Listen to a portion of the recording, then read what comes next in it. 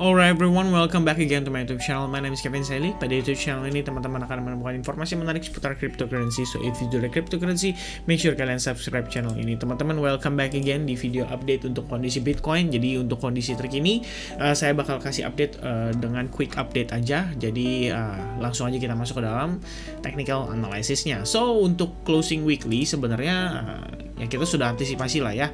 Untuk closing weekly sendiri ini udah sesuai lah ya dengan perkiraan atau pembahasan kita di video terakhir teman-teman. Jadi kalau misalnya teman-teman belum nonton, make sure kalian nonton BTC Weekly Update.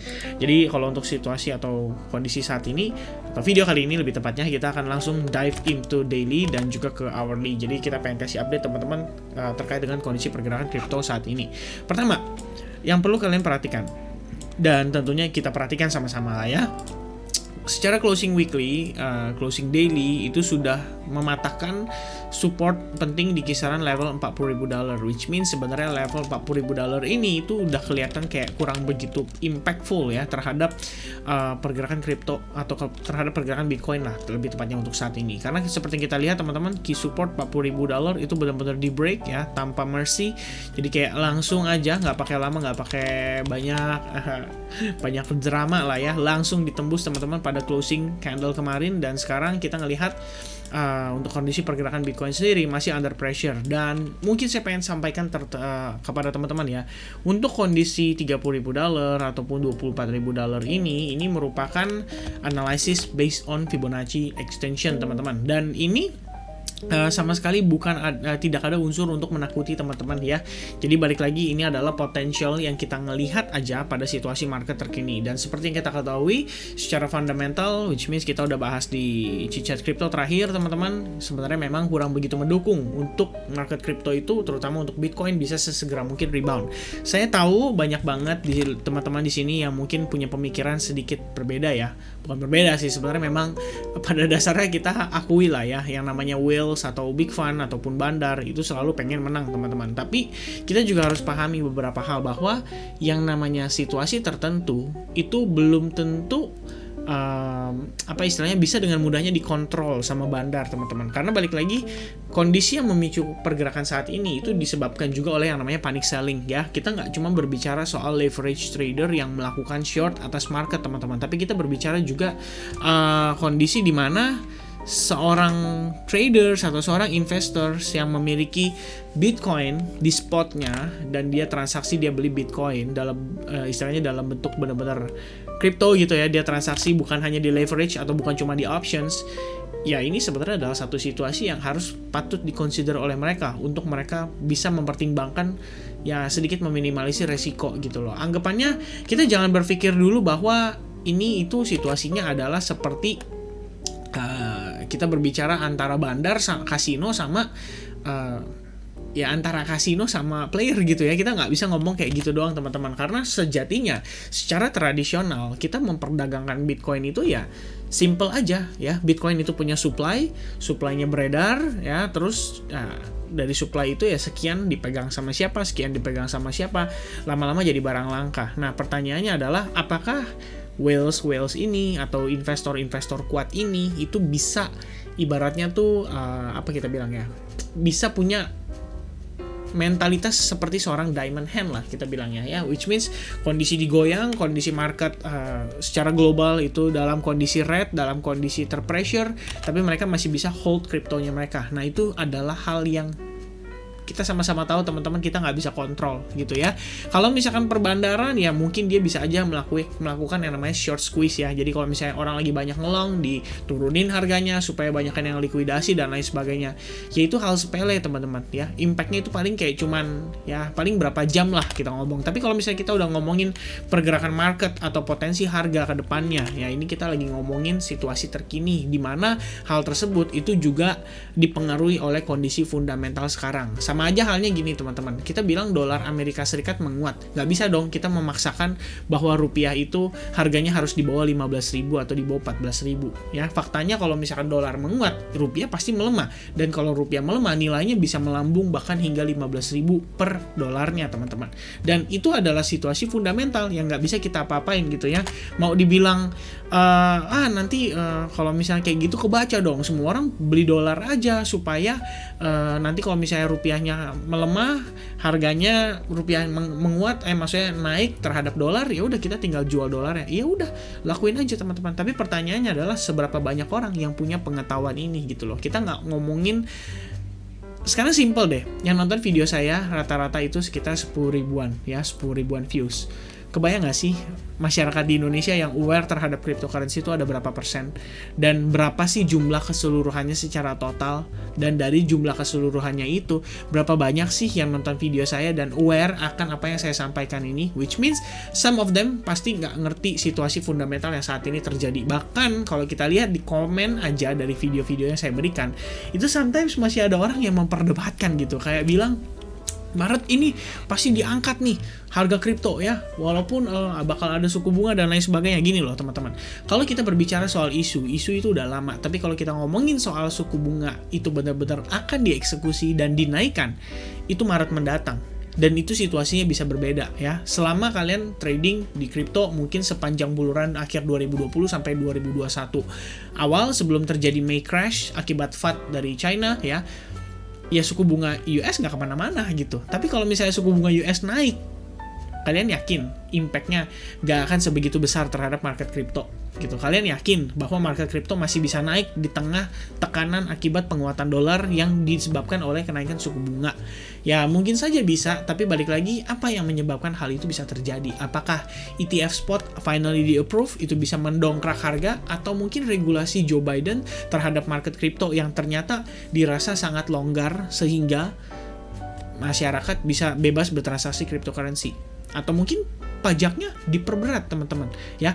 Jadi kayak pajak transaksi kripto ternyata diperbesar mungkin di 20% atau 30% per transaksi yang dilakukan.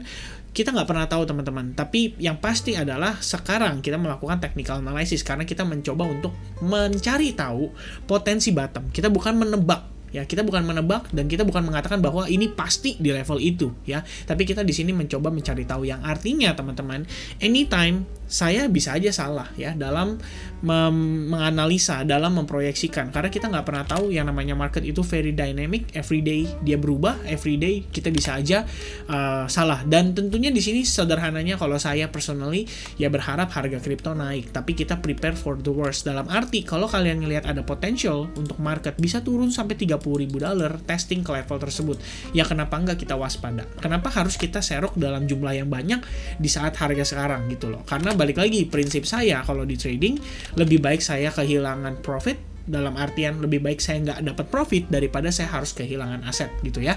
Karena pada dasarnya kalau saya nggak trading pun ya saya nggak dapat profit, tapi saya juga nggak kehilangan aset saya. Artinya saya nggak meresikokan aset saya, dan itu adalah hal-hal yang perlu teman-teman consider ya. Daripada teman-teman maksain serok di harga sekarang dan ternyata harganya malah makin dalam dan makin parah turunnya. Oke? Dan ya itu adalah sedikit masukan ya. Jadi buat teman-teman, balik lagi, this is not a financial advice ya. As usual, saya selalu remind ke teman-teman selalu lakukan research dan analisa mandiri sebelum kalian decide. Alright, so kita melanjut ke technical analysis. Simple aja kalau untuk daily tadi sudah saya jelaskan. Intinya potential target itu berdasarkan Fibonacci extension masih ada di area ini, dan terbukti dengan pressure yang terjadi saat ini, di mana harga Bitcoin itu kembali drop di bawah $40,000. Udah jelas ya teman-teman bahwa pressure sellers masih tinggi atas pergerakan kripto saat ini. Dan seperti yang kita lihat teman-teman, terakhir saya sempat discuss juga tentang kondisi di mana ascending broadening wedge pattern itu berhasil di break, dan jika berhasil di break maka potential next target yang mungkin akan di achieve itu ada di kisaran Fibo 100% nya dari swing low to swing high. Ini saya nggak ngambil dari patternnya ya teman-teman. Jadi kalau kita lihat di sini koreksinya sudah melebihi 61,8%, dan biasanya itu artinya akan testing kembali ke level awal di mana dia melakukan impulsive move pertama kali, dan itu berarti di kisaran area $36.300. Nah, korelasinya dengan kondisi Bitcoin saat ini adalah, kalau kita perhatikan, ini sebelumnya saya sudah sempat sampaikan di bahkan Telegram ya teman-teman, dan juga saya sempat sharing juga ya kayaknya di Telegram deh ya. Jadi buat teman-teman yang bergabung di Telegram, mudah-mudahan kalian bisa mendapatkan lah ya informasi ini at least, dan saya sempat sharing juga tuh kalau nggak salah di community post ya teman-teman. Jadi saya share ini situasinya waktu tadi pagi ya, lebih tepatnya sore ya, sebelum dia menyentuh bagian resistance line-nya, dan kita sempat nge-share sekali lagi teman-teman, di mana situasinya itu dia setelah testing terhadap trendline itu dia mendapatkan rejection. Dan yang lebih menariknya lagi, tadi kita SAG itu Slightly Advanced Group sempat melakukan live analysis, dan pada saat live analysis seperti biasanya sih kalau kata teman-teman di SAG itu cenderung ngepam ya teman-teman, dan ternyata memang kepam kembali, dan kita testing lagi terhadap trendline di kisaran area $39.300 ya. Ini merupakan jadi ini sebenarnya menjawab juga untuk hal yang mungkin dikomentari lah ya salah satu viewers kita juga teman-teman, dimana di sini dia menyatakan bahwa wah sorry ini saya nggak bisa buka full ya teman-teman, sayang sekali ya, saya nggak bisa buka full. Di sini disampaikan bahwa tetapi terlalu update dan berbentuk pola, memaksa trend line-nya sukses selalu kok gitu ya, bukan maksudnya sukses selalu saya ya, tapi dia mengatakan bahwa saya memaksakan trend line itu selalu sukses. Gini teman-teman, kemarin saya sudah sampaikan bahwa ada potensial kita ngelihat descending broadening wedge pattern. Terlepas dari bagian bottomnya, kalian bisa manfaatkan trendline yang terbentuk ini. Dan ini menurut saya nggak memaksakan kok, karena bagi saya ini ya memang apa yang saya lihat, dan ternyata jangan sampai saya mengatakan kata itu ya, yaitu terbukti bahwa trendline ini berfungsi dengan baik dan bahkan memberikan rejection terhadap harga Bitcoin. Sampai sekarang pun kita masih terkena reject atas trendline itu, dan harga Bitcoin kembali terperosok sampai di kisaran $37.600 teman-teman ya. Nah, lalu balik lagi tentang korelasi yang ada pada pembahasan kita terakhir, di mana kita lihat potential target itu berada di $36.000, di mana sebetulnya kalau secara ini juga ada yang komentarin ya, nggak usah gambar garis-garis terlalu ribet, udah supply demand aja. Oke, so let's dive into the demand zone atau support zone. Nah ini ya area kisaran $36.500, which means ini adalah area confluence yang terjadi antara, ya sebenarnya bukan confluence sih, ini memang starting point-nya lah ya istilahnya, memang kita proyeksikan sampai ke area sana gitu. Jadi ya udah $36.000 ya. Dengan Fibonacci kita juga bisa tahu potential target yang akan dicapai, itu memperkirakan ya istilah kita bilang ya. Dan ya let's see teman-teman, apakah iya Bitcoin di sini akan ketahan pada kisaran level tersebut yang, dan kemudian ya mungkin ada reaksi atau gimana ya, kita juga belum tahu teman-teman ya. Tapi yang pasti as long kita berada di dalam descending broadening wedge pattern ya, I think so far so good teman-teman. Dalam artian ya proyeksi kita sementara itu masih bisa tercapai ya. Kalau kita lihat di sini slow but sure dia mencoba untuk mentesting lah ya kisaran level support di kisaran 36.900. Sebelumnya kita sempat lihat di sini juga terdapat yang namanya bullish divergence ya. Kalau teman-teman perhatikan di sini ya, di sini secara RSI-nya menguat, sementara secara marketnya itu create lower low. Dan ya mungkin reactionnya sudah terjadi, tapi masalahnya teman-teman, rejection yang terjadi pada trendline itu tidak hanya pada trendline tapi juga pada exponential moving average 55. Jadi memang secara trend itu dikonfirmasikan oleh si moving average bahwa Bitcoin itu masih memiliki potensi under pressure teman-teman ya. Dan lagi kalau misalkan kita lakukan analisis secara overall, ini tadi pandangan saya ya teman-teman terkait dengan kondisi terakhir. Kalau kita lihat di sini kan adalah potential wave 3 and then wave 4. Nah, sebenarnya ini sepertinya memenuhi syarat teman-teman untuk terbentuknya corrective wave atau corrective move, di mana di sini adalah wave A, wave B, dan terakhir wave C teman-teman ya. Sekarang situasi kita itu sedang ongoing menuju potential wave 3 ya. Kita belum tahu pasti di manakah wave 3 akan berhenti, dan ya berikutnya kita masih bisa ngelihat dia mungkin terrebound untuk testing level Fibo 40.000, baru dia kemudian meneruskan pelemahannya ya.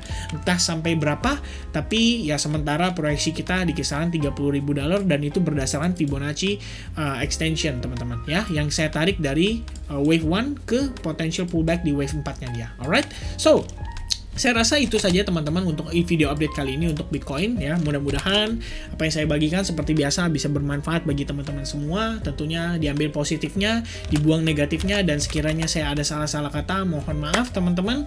Mudah-mudahan ya tidak menyakiti ya salah satu pihak atau mungkin tidak menyinggung salah satu pihak. Yang pasti di sini saya akan berusaha untuk tetap melakukan yang terbaik dan sharing informasi apa saja yang bisa saya berikan kepada teman-teman semua based on my own knowledge. Dan terakhir teman-teman, before saya tutup, saya cuma pengen remind sekali lagi bahwa Advance Group akan kita open lagi menjelang akhir bulan ini. Jadi stay tune teman-teman di social media dan juga di YouTube. Nanti saya akan berikan linknya melalui description. So I guess that's it from me. Thank you very much for watching this video. I hope you guys enjoy what I give from this video. Dan sekiranya bermanfaat, make sure you give me your likes button, don't forget, dan subscribe channel ini supaya tidak ketinggalan info update terbaru seputar cryptocurrency. Alright, I think that's it. God bless everyone. Cheers and have a nice day. Bye bye.